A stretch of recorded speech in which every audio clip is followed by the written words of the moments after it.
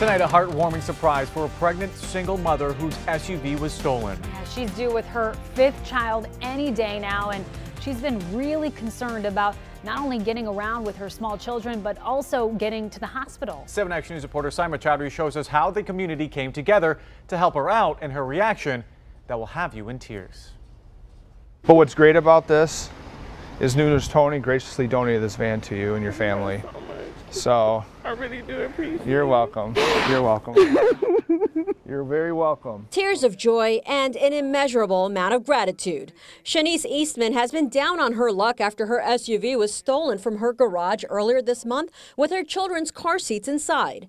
But thanks to a few angels in disguise, she got some much needed help in the form of new car seats and a minivan. Most cops have big hearts. Grosse Pointe Police Detective Sergeant Joseph Adams saw our story last week.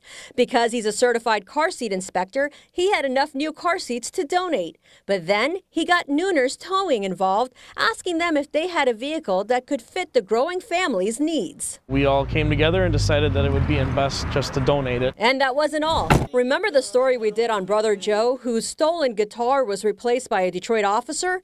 Well, he heard about Shonice and decided to pay it forward by donating $2,500. Brother Joe couldn't make it for the big surprise, so we handed her the check for him. Oh my God. Please don't sit down. Please be careful. Are you holding? Yes, oh my God. Thank you so much. I was really scared that she was going to go into labor. I won't lie. Thank you guys so much. I'm more than thankful. I don't know the word for after thankful, but I'm more than thankful. It makes you teary-eyed as well. It feels very good to see the expression on her face and know what we did. You guys be safe, okay? And Shonice plans to use the money donated by Brother Joe to get tags and insurance for the minivan, and she's going to use a little bit to make sure her kids have a very Merry Christmas. On Detroit's West Side, Simon Chowdhury, 7 Action News. So great to see the community come together and help her out. Simon, thank you. A man who shot and killed his teenage cousin is heading to prison for the crime. An Oakland County judge sentenced Damari Mahone to serve between 6 to 15 years. The victim, Yahari Stennis, was killed on July 9th on Willard Street in Pontiac. Officers found guns and marijuana at the scene and more than 9 grams of heroin. Mahone was sentenced on 10 counts. He's just 20 years old. His cousin, only 14 years old. A judge now says hundreds of body parts recovered during a raid can now be cremated. Those remains have been on ice since 2013 when the feds raided the lab of body parts broker Arthur Rathburn. He was accused of providing body parts for medical training without disclosing they were infected with hepatitis or HIV. He's now serving 9 years in prison. A federal judge agreed with prosecutors. Those remains should be cremated and returned to their families. Police have identified the victim of a deadly shooting at an apartment complex in Farmington Hills. 22-year-old Alex Ward was gunned down early yesterday morning near 12 Mile and Middle Belt. He was a former student at Farmington High School. Investigators say Ward's death was not a random attack. This marked the city's first murder of 2018. Farmington Hills police are also investigating a possible case of stranger danger. A child was approached by a man yesterday afternoon in the area of Liberty Road in Middle Belt. He reportedly asked if the child was cold and if that child wanted to jump into his car to get warm. The man is being described as white and heavyset with short hair. He was driving a white box utility van. Of course, if you have any information about what may have happened here, you're asked to contact Farmington Hills Police. Still ahead on 7 Action News, high-priced living, the most expensive home on the market in Michigan, what it's going for, and the surprise for potential buyers. But first, cannabis in Canada. Marijuana just hours away from being legal in the country. What you need to know before making a trip across the border. Well, big news here tomorrow. Canada will become the largest country with a legal national marijuana marketplace. Canadians who are 18 and older can buy recreational marijuana online or in stores, but most provinces have raised that minimum age to 19. At least 111 pot shops are planning to open across the nation, but none will open in Ontario. That province is working on its regulations and doesn't expect stores until next spring. Uruguay was actually the first nation to legalize recreational pot, and in the U.S., it is legal right now in 9 states. Kroger may be opening a new store in Oak Park, and city leaders say they're making progress in talks with the supermarket chain. It would be on Greenfield Road north of I-696 where the old Kmart used to be. The deal would bring dozens of new jobs to Oak Park, and city leaders believe it would also attract new businesses to the area. Right now, however, the plan is riding on the finalization of state tax breaks. A former Michigan prison may be transformed into a federal immigration detention center. A company has proposed to open at the old Deerfield Correctional Facility in Ionia. It's been closed since 2009. The bid was placed by Immigration Centers of America. The company also operates a detention facility in Virginia. It would house adult immigrants who've been detained but haven't been charged with or convicted of criminal offenses. Did you like 23 this morning in Ann Arbor or 27 in Port Huron? Maybe not, huh? Cold lasts for quite a while, and if it's warmer, the wind kind of works against us too.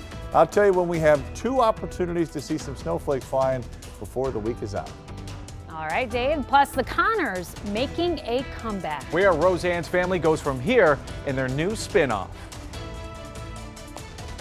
Coming up, all new at 6. Showdown at a charter school, the woman formerly in charge fired and then refusing to leave.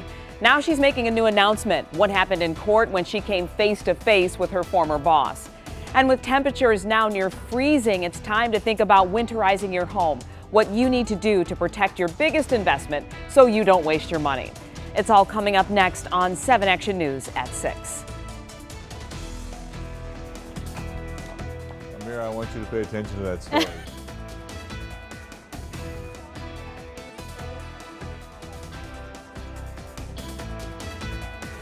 You're watching 7 Action News, Emmy Award winner for overall excellence and news excellence.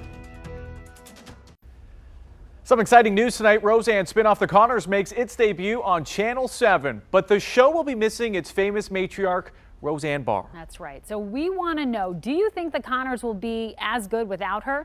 Let us know at WXYZ.com/vote. We're going to be sharing the results with you in just a few minutes. Meantime, ABC's Natalie Brunell has a preview of where the show goes from here. We've always looked out for each other in this family. Okay, now you're just pulling stuff out of thin air. The Connor family returns to television. Has anybody even noticed how much better the flow is between the refrigerator and the sink? And we finally learned just what happened to the family matriarch, Roseanne Barr. The show's controversial former lead lost her reboot after a tweet comparing President Obama's former senior advisor, Valerie Jarrett, to an ape. The Connors cast members Sarah Gilbert and John Goodman revealing on GMA the emotional return to the set. There's a lot missing, but you know, we just try to do our best to fill in, and we're just thankful for the opportunity to be able to do it again. The spin-off centering around the hard-working Illinois family as a whole. Grandpa helped me pick a seat partner for the field trip. He picked the dark, brooding one.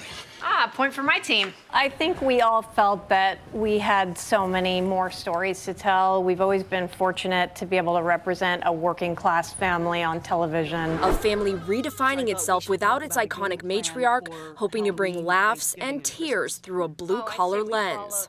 And the cast members say many of the show's traditions will live on, hinting at some crazy Halloween costumes around the corner, in addition to, of course, tackling today's politics with some much-needed comedic relief. Natalie Brunell, ABC News, Los Angeles.